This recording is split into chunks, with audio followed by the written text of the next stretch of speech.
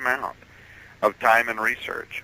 For instance, Isaiah 14:9 through 10. Isaiah says, hell, this is Sheol Hades, from beneath is moved for thee to meet thee at thy coming. And then it says, it stirreth up the dead. This is the Rapha, the Rephaim. Stirreth up the dead for thee, even all the chief ones of the earth. It hath raised up from their thrones all the kings of the nations. And they shall speak and say unto thee, art thou become weak as we, art thou become like unto us? Isaiah here in fact, Isaiah is the most extraordinary prophet, really, because in this text he's telling us something that most modern church interpreters they really don't even understand. I don't mean that to sound exalted, by the way, but when he's telling us there literally what the Nephilim, what the Watchers, the offspring of the Nephilim, what they not only can do, what they will do.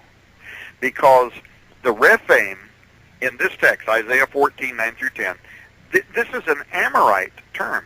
It's one of the most incredible pieces of Scripture. And this Amorite term carries with it the meaning to be resurrected or to be reincarnated. In other words, I'm trying to think about what the caller a moment ago, the question that they asked about the Watchers hiding themselves. Yeah. This portion of Isaiah came to my mind when the question came in. Because the Rephaim there, it means they have the ability to come back from their invisible sphere. They have the ability to come through from wherever they are now into this reality. They have the ability to come back from Sheol Hades into our current reality. Anybody that wants to do this, by the way, well, anybody who can find the Ras Shamra text, they are online. You have to find them. Ras Shamra, R-A-S-S-H-A-M-R-A. This is an ancient Amorite text, and in it the Rephaim are described, the Rapha or Rephaim are described as having this ability. First of all, before death, you know that they're Nephilim because before death they're described as being both human and angelic beings.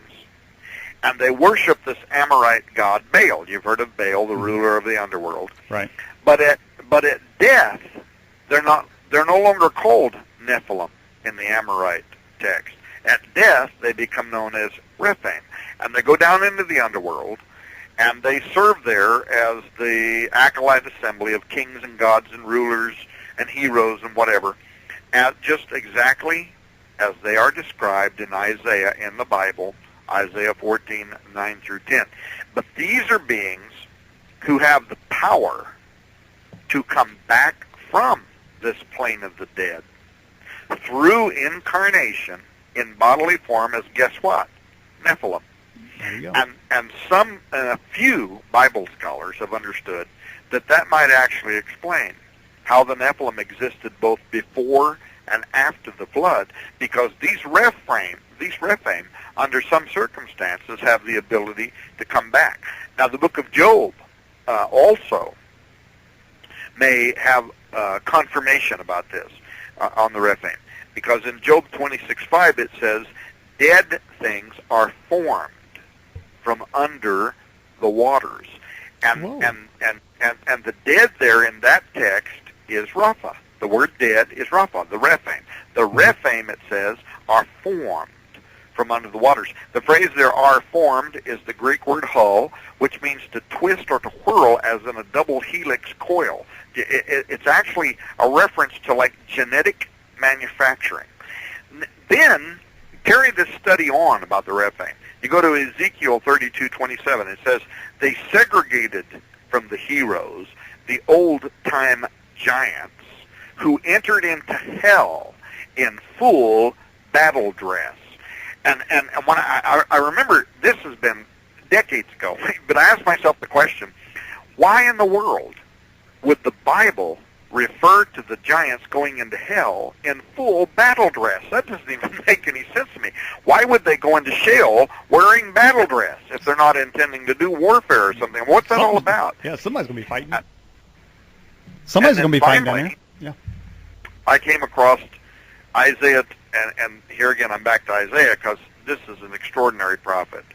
But Isaiah 26:14, he may even hint about why they go into hell in full battle dress because, and this is in the Dewey Reams version, I believe it's a proper interpretation of this text, where in Isaiah 26:14 he says, "Let not the dead live, let not the giants rise again." I'm not going to let him.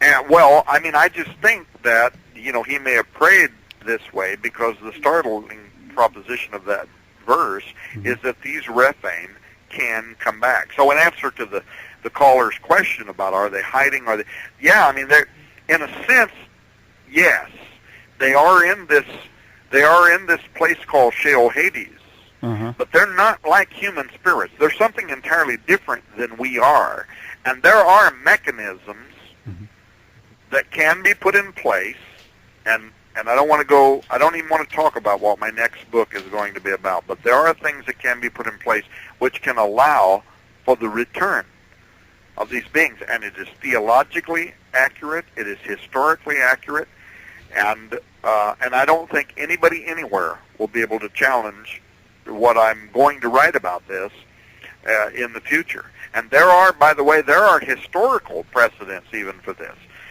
Genesis 10 talks about Nimrod. Nimrod is a very key figure in ancient history. And Genesis 10 talks about him where it says, and he began to be a mighty. And the Hebrew word mighty is Gaborim, which most scholars will interpret as an offspring of the Nephilim. Yeah. So now, do we have some of these offspring, Tom? That's what I really want to know. Are they walking among us? Or you know, because it says in the book of Revelation that so as in the days of Noah, so shall it be when the Son of Man comes. And obviously during the days of Noah, there was these hybrids in the land. And I don't know that any guest has ever said that there will be giants in the land. But barring giants, are there these creatures, these hybrids, that we would not recognize? Or is there some way that we can recognize who they are? I would say both, and I'll blow your mind as to tell you that maybe I'm your first guest who will say that there are going to be giants, Nephilim, biblical giants, and they are soon, potentially, going to reemerge upon earth. And don't forget, as far as these prophecies, I mean, there are prophecies that talk about men and women's hearts failing them for fear for seeing those things that are coming upon the earth. It is going to be a moment in time. Now, I mentioned Nimrod. He begins Genesis 10. He begins to be. That's what it says, and he began to be a Gaborim. I mentioned to you a moment ago that I have diabetes. Well, I didn't always have diabetes. A year and a half ago, 2 years ago, I began to be a diabetic. Now, I had always been genetically predisposed to become a diabetic, but I wasn't a diabetic. But because of my actions, because of what I did, my poor eating habits, things like that, I caused a genetic trigger that caused my metabolism to begin to change, and I began becoming something that I wasn't before. You understand that? Yeah. Do you imagine that maybe in the bloodline of some people, there are people who could be genetically predisposed? This is what was interesting about Nimrod.